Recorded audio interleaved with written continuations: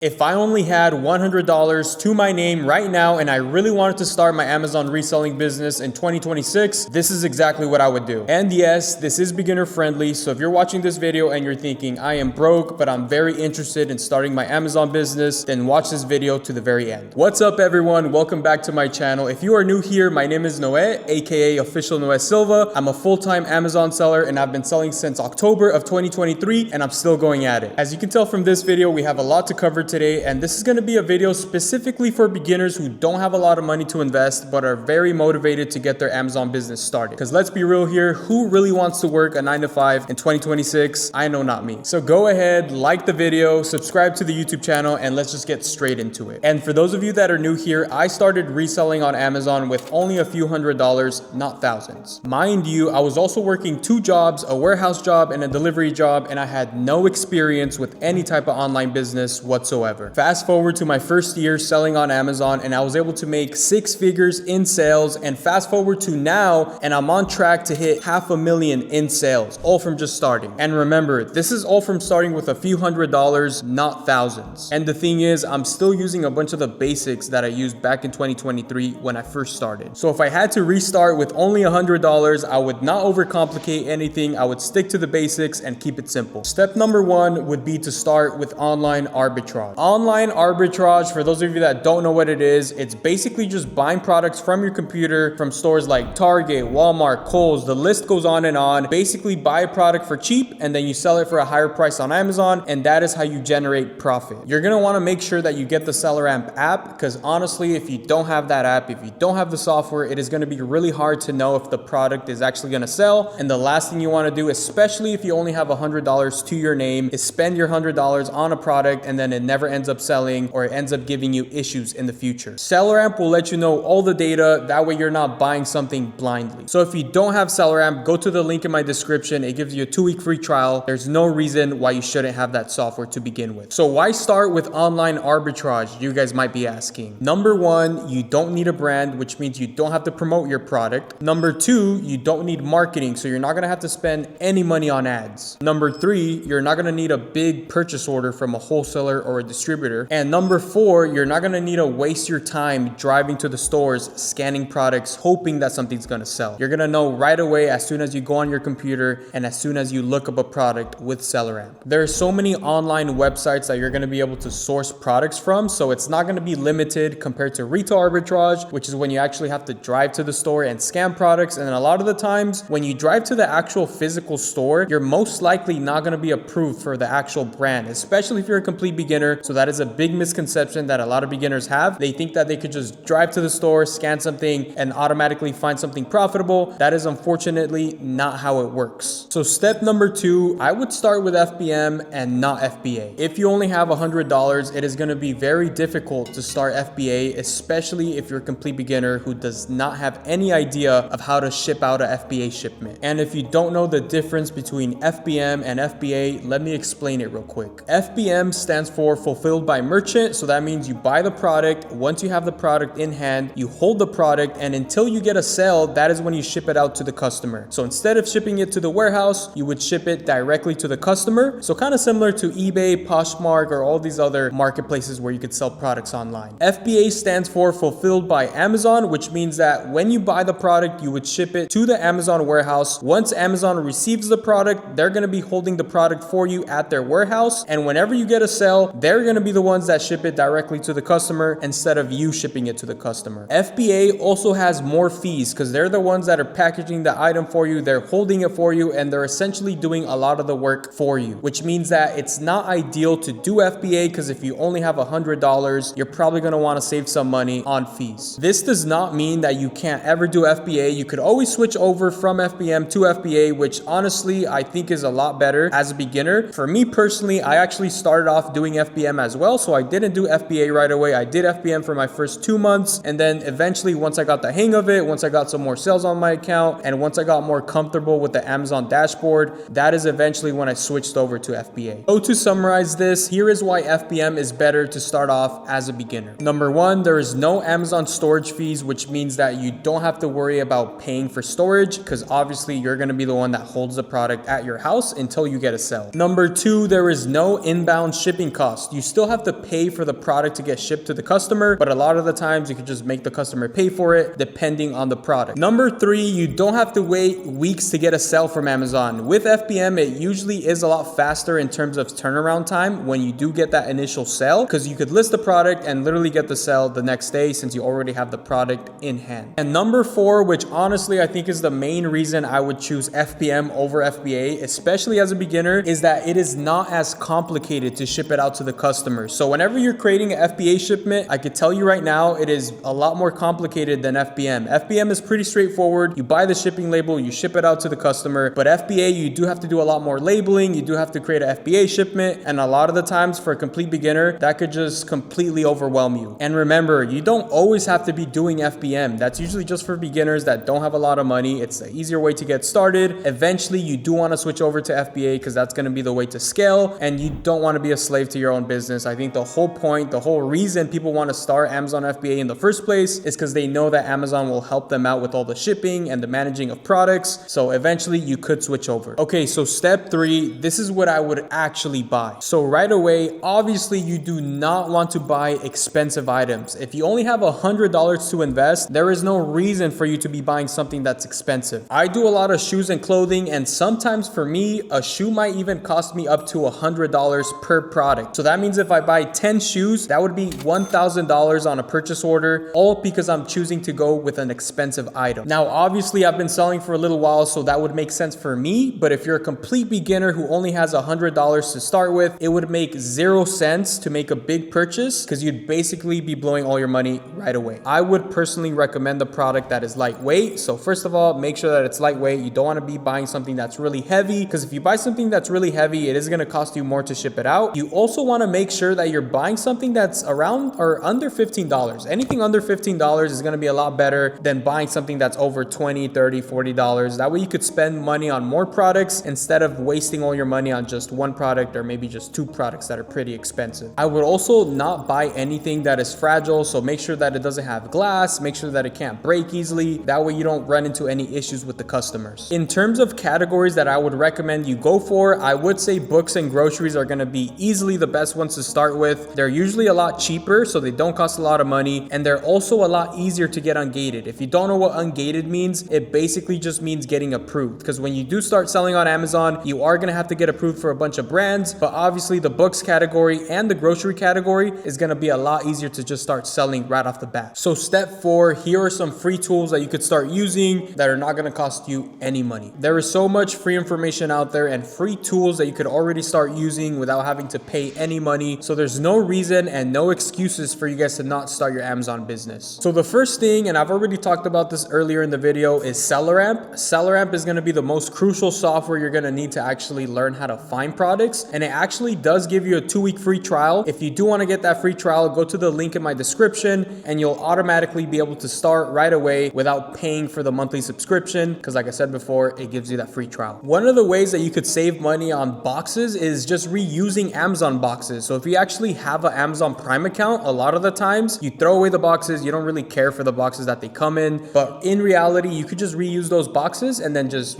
ship them to the customer whenever you do get a sale. That way you don't have to be spending money on boxes. So if you do have an Amazon Prime account, if you've ever bought from Amazon and you throw away their boxes, just keep them and reuse them for whenever you need them for a sale. And just remember that if you ever are planning on shipping products to the customer, so doing FBM, you cannot ship out a product with a retailer box. So that means if you buy a box from Walmart or if you buy a box from Home Depot, you got to make sure that it doesn't have the Home Depot name on the box and that it doesn't have the Walmart name on the box. Otherwise, you could get in trouble by Amazon, because if the customer reports you, if they're like, hey, why am I getting an Amazon package but it's labeled as Walmart, then they could get your account flagged for drop shipping. UPS also gives you free supplies. So if you go create a business account with them, which is completely free, they'll actually give you boxes, labels, and poly bags as well. So if you're somebody who doesn't want to spend money at all, literally just go create a UPS account and they'll be able to ship you boxes, labels, and even poly bags. Also, if you don't have a thermal printer, that's completely fine. If you do have a regular printer, that's probably going to work better. So that's, all you got to do is just print it out and then tape the label on the box whenever you ship it to the customer. That way you save some money. If you have a family member, if you have a friend that has a printer, literally just ask them if you could use it. That way you save some money on not having to buy the thermal printer. And, just overall, you don't want to be spending too much money money on supplies as a complete beginner, especially if you only have $100 to start with. So overall, there's going to be a lot of free resources. That way you don't have to be spending a lot of money right off the bat. Quick pause to the video, but if you ever do want one-on-one help, if you do need that step-by-step guidance, go apply to the mentorship in my description. That is for people that are more serious and people that are looking to either start or are looking to scale their Amazon business with me step by step. And finally, step 5, how would I actually spend the $100? So I would actually spend around $80 on the actual products. So that means majority of the money that you have, obviously you're going to want to spend it on products because that money is going to make you more money. The remaining $20 can be used on supplies like tape, labels, or anything like that you might need. I would also make sure that you don't invest into just one product. You want to make sure that you invest into multiple products. And like I said before, you want to make sure that they're not expensive products, so cheaper products as well. That way you don't put all your eggs into one basket. So if one product fails, at least you have others to fall back on that you could keep on selling and eventually get to the point where you start building your account and eventually get to the point where you could start making more money. You also want to make sure that you're listing the product as soon as you get it. So as soon as you have the product in hand, list it as soon as you can. Do not be waiting to list the product, because the faster you list the product, the faster you're going to be getting a sell. And where I see a lot of beginners mess up, where they don't really know what they're doing, is that they wait like a week until they list the product because they're like, oh,